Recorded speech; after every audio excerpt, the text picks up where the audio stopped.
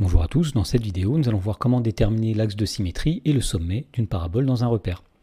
Dans l'exemple, on nous dit soit f, la fonction polynôme du second degré définie sur grand R par f de x égale 2x² moins 12x plus 17. Alors on sait que la courbe représentative d'une fonction polynôme du second degré c'est une parabole, et on nous demande ici de déterminer l'axe de symétrie et les coordonnées du sommet de la parabole représentative de f dans un repère. Alors pour faire cela, il y a des formules à connaître que nous allons rappeler tout de suite.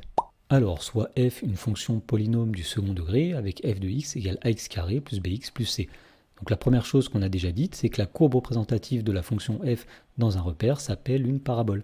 Et on dit que cette courbe a pour équation y égale ax² plus bx plus c. Ensuite, il y a donc deux propriétés à connaître. La première dit que la droite verticale d'équation x égale moins b sur 2a, eh bien c'est un axe de symétrie de la parabole représentative de f. Donc sur le schéma, nous voyons ici la parabole qui représente la fonction f.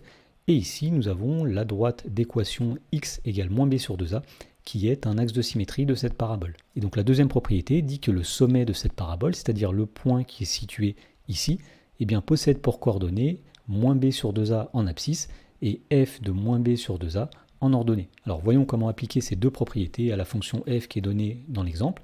Alors on sait que f de x c'est 2x² moins 12x plus 17, donc la première chose qu'on va faire, c'est de déterminer les nombres a, b et c. Alors le nombre a, c'est le nombre situé devant x au carré, autrement dit a égale 2. Le nombre b, c'est le nombre situé devant x, donc b est égal à moins 12. Et le nombre c, c'est la constante, donc c est égal à 17. Ensuite, on va déterminer le nombre moins b sur 2a. Donc pour calculer moins b divisé par 2a, on va faire moins 12 divisé par 2a, c'est-à-dire 2 fois 2. Alors moins 12, ça va donner 12, divisé par 2 fois 2, divisé par 4. Et donc on trouve que moins b sur 2a est égal à 3.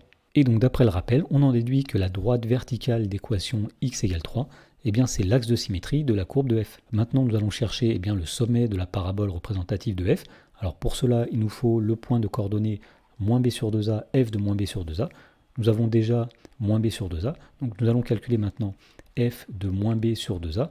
Alors f de moins b sur 2a, c'est tout simplement f de 3.